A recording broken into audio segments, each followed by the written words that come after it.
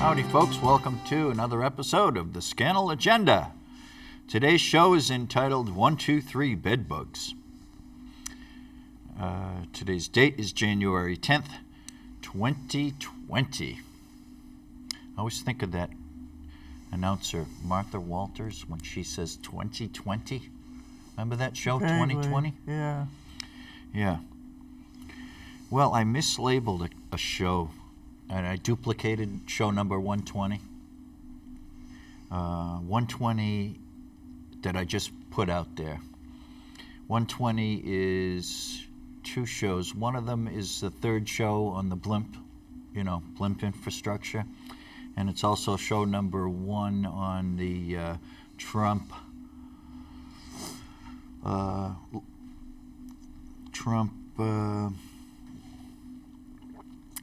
breaks a logjam. I don't know if that's my best show or not, but there's my hat. You want to wear it? No. I love it. But I don't wear it around. I mean, I wear this hat. It's not warm enough. It's not warm enough. You get your warm hat. And it says the Scannell Agenda. Okay, let's get into this discussion. We have personal experience with the bedbugs. Pam and I do. Mm-hmm. We don't like it. Many people in Hyannis, especially from Bay Bridge Clubhouse, understand that this is an ongoing major problem, especially in Hyannis. I thought we were moving away from it when we came to Harwich, but no. We rented, and lo and behold, the building. Can I say this? I think I can, because there's so many people that agree with me. Yeah. The building was an infested building that we moved into. Right. So there you go, we got them. And anyway, all right, here's a project here. This is not the entire bedbug file, but this is entitled Worldwide Bedbug Eradication. And I'm wondering, can the United Nations, the UN, have this achievement? So I'm going to encourage that this happen. And there's also other topics here that relate to this, but this is the creme de la creme, how would you say? This is the brass ring for us to get rid of worldwide the bedbugs. Now, another thing is this. Why don't we do this? Because the costs of not doing it have to be on the table. There's a lot of deadweight economic cost. There's also a cost in quality of life for people. And I think you have to go with eyes wide open. There are some people benefiting from this fiasco, this infestation. And even though this is definitely a situation where epidemiological thinking is needed, we're not doing that. We're downplaying that, and we are overemphasizing the social rights that people have and the HIPAA laws and everything else. So I want to get us on the track with epidemiological thinking. And I want to get us off of, and that means everybody, get us all off of, that means staff at these clubhouses, staff at the housing agencies. I want to get us off of the HIPAA pages, and I want the police to talk. The police have experience too. The ambulance people, they have experience. The homemakers, like Beth. There's a lot of people that have a lot of knowledge, but they can't talk. It's the HIPAA, and everyone's protecting everyone else, and it just makes for gridlock trying to get this problem done. So on this level here, let's say in the Cape and Islands, Massachusetts,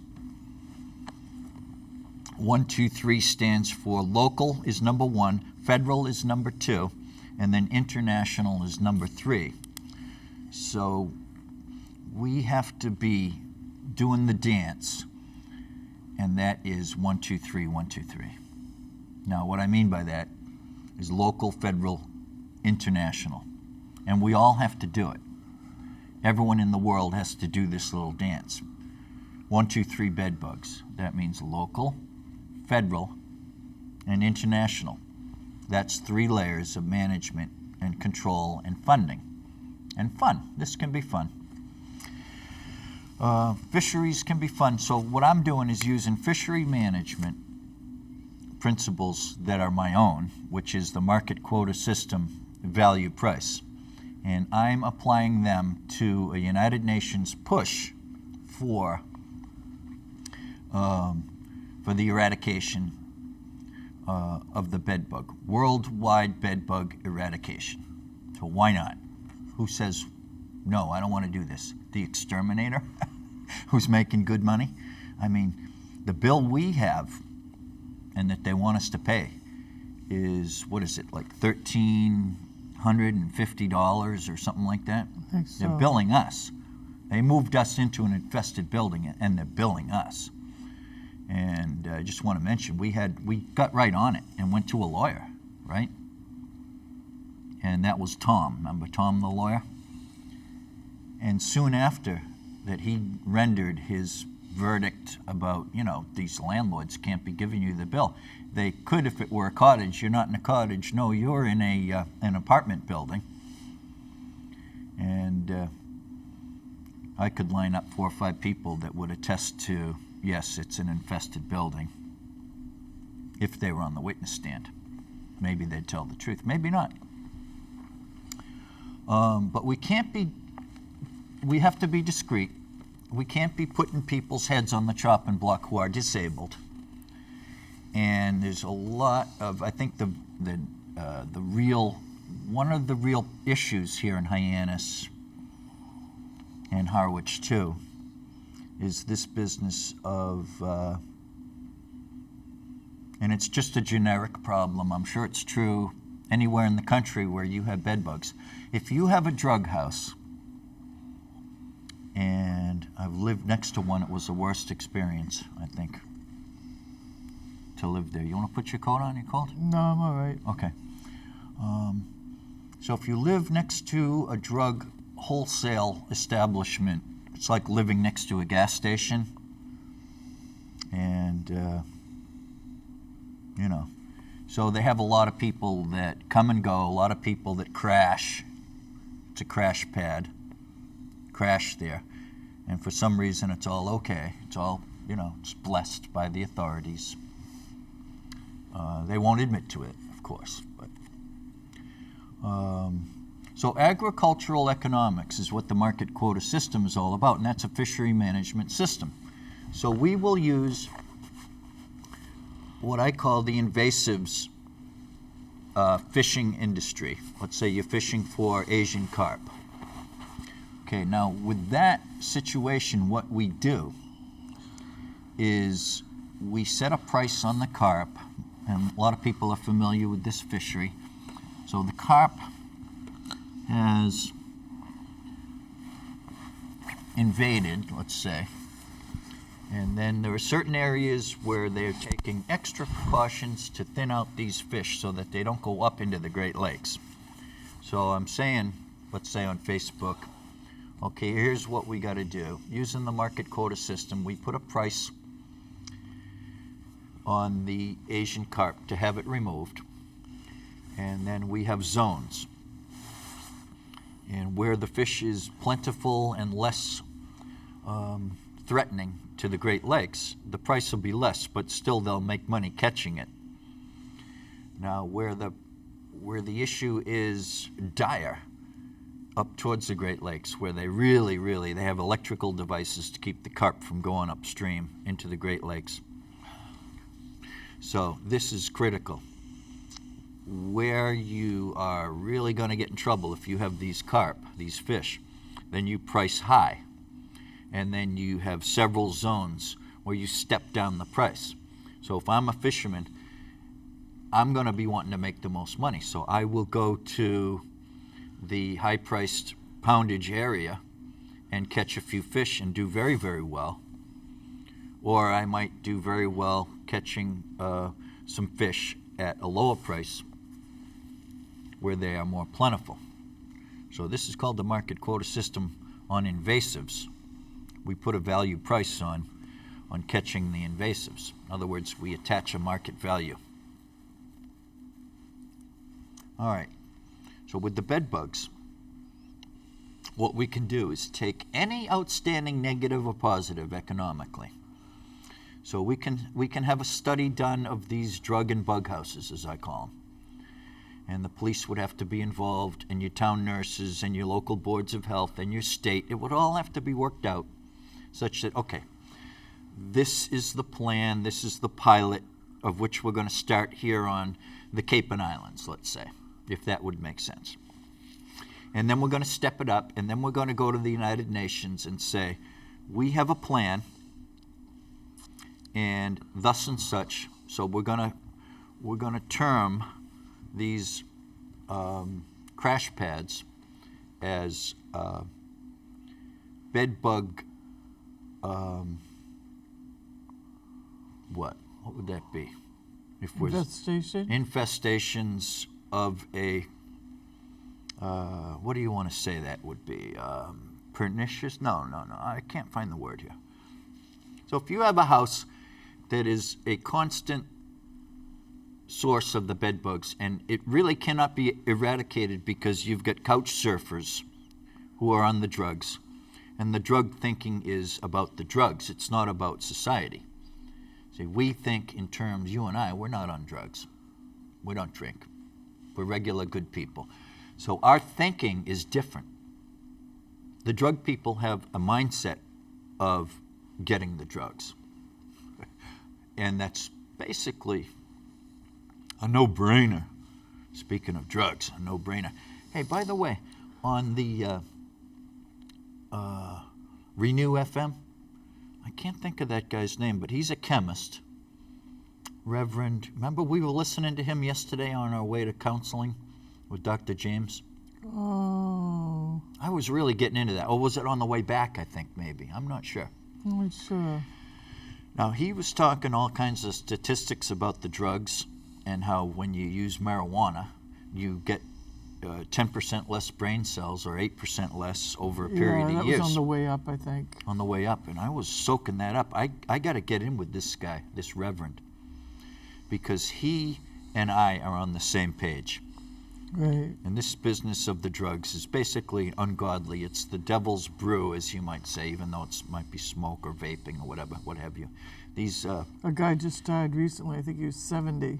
Yeah, he was puffing on the THC vaping comes from vapor. So, as I've said on another show, they should just ban this stuff.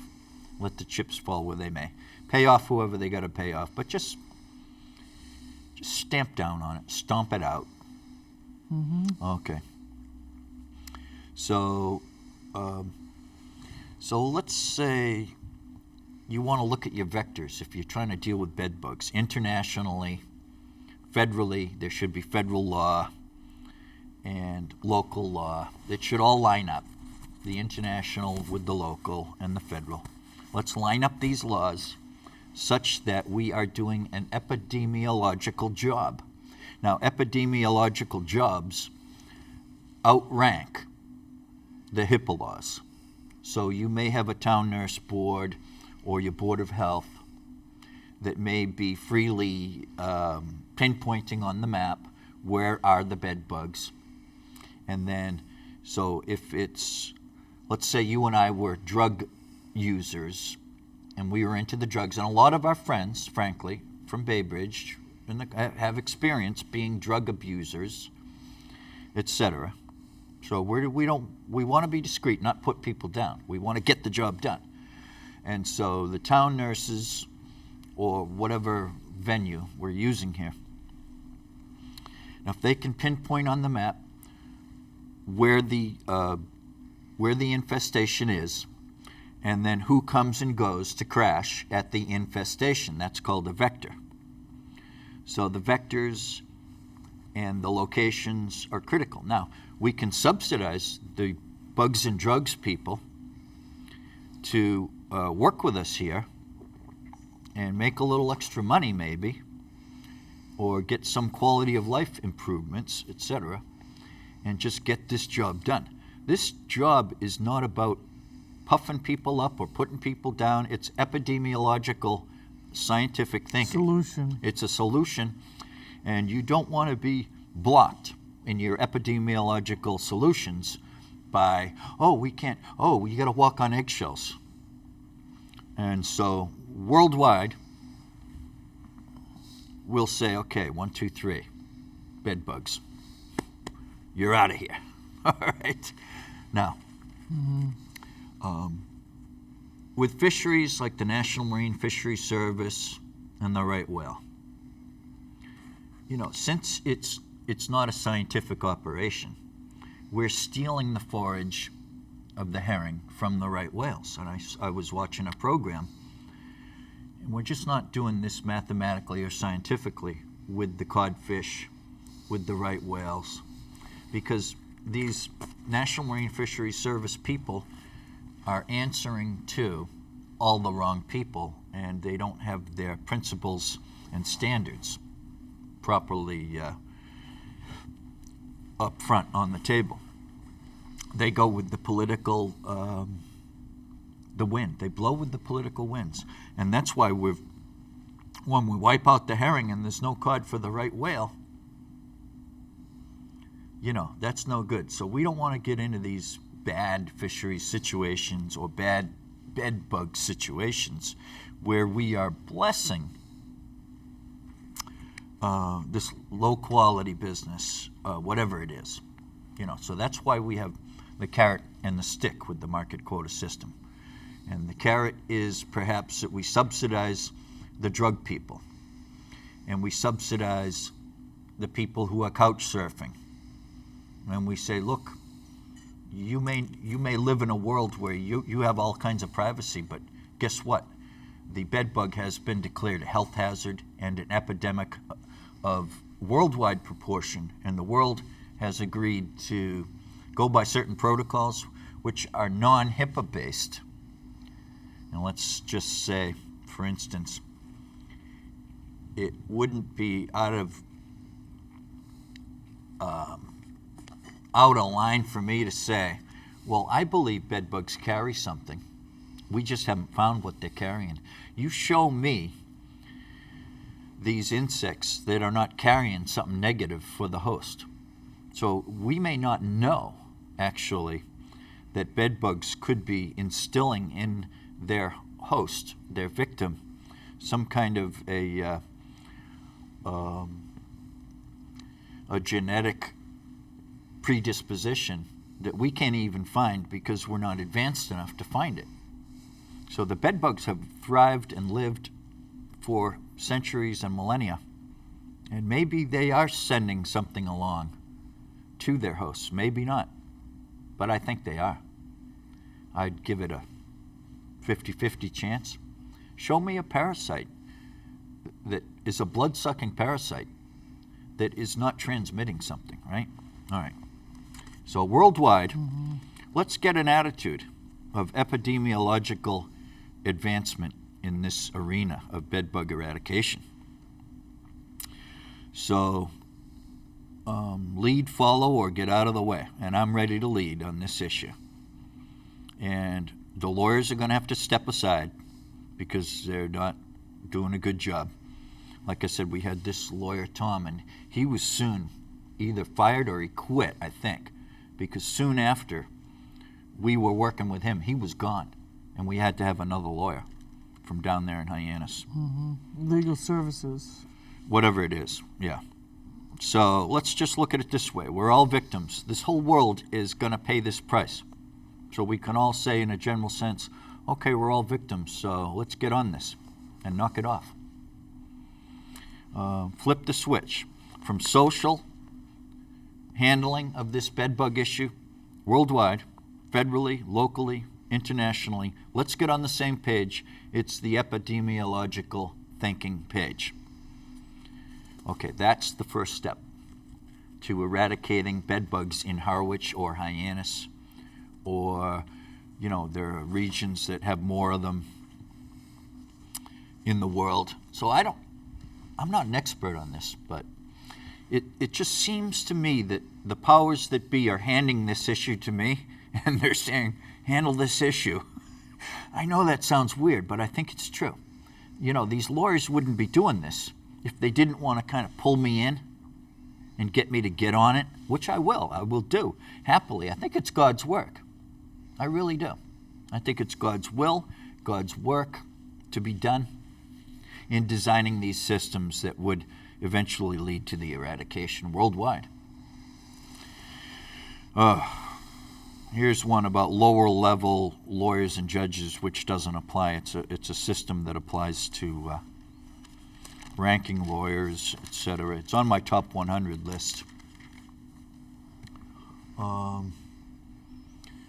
So can you imagine, folks, if a lawyer will not pick up the phone? Let's say a government subsidized lawyer will not pick up the phone, absolutely refuses to pick up the phone and talk with the other lawyer who's also in some kind of government subsidy program, housing.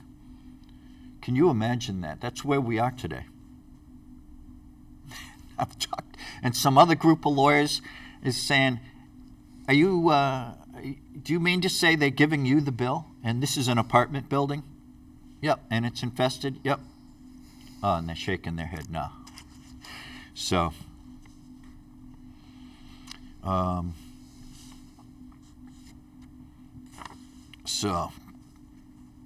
and I think we need to have, on my birthday, all the cops talk day so that the cops can speak. Now, I had a show, I think it was called the new police union show. That was many shows ago. So if the DNA test gets done, then I would ask for a special day where all the cops talk. It's a holiday. And they purge any corruption, especially of a political nature, but any corruption, such as corruption is looking the other way. If you have a drug house in your town and you're a cop and you're told, someone's handling this. Yep, there's money being made and someone's handling it all right. And you're told, you don't have authority to go into this drug house and you don't have drug testing and we're just living with these drugs and bugs and it's costing a lot of money. But the police are very frustrated, I believe, on many levels. Sociological, social problems, the cost of money, corruption. Did you see what it says? 1 minute? 5 minutes. Okay, very good. Staff and HIPAA laws, nobody can talk. Psych system is all tied up. Nobody can talk. The lawyers say, clam up, don't talk. That cost my brother Paul his life, I believe. And Tom, the lawyer from Hyannis, he was told, no, you can't help this guy. I think that's harassment. If he testified that happened, which I think it did. And they were adamant, you can file a grievance against us. Well, I don't want to file a grievance against a bunch of lawyers. Hey, ridiculous people, who can't pick up the phone and talk to the other lawyers. So it's their way of begging me, Steve Scannell, to get in there, get this job done, which I can do. So the agency money from these different agencies comes with strings attached, and that's why we need the town nurse-based system.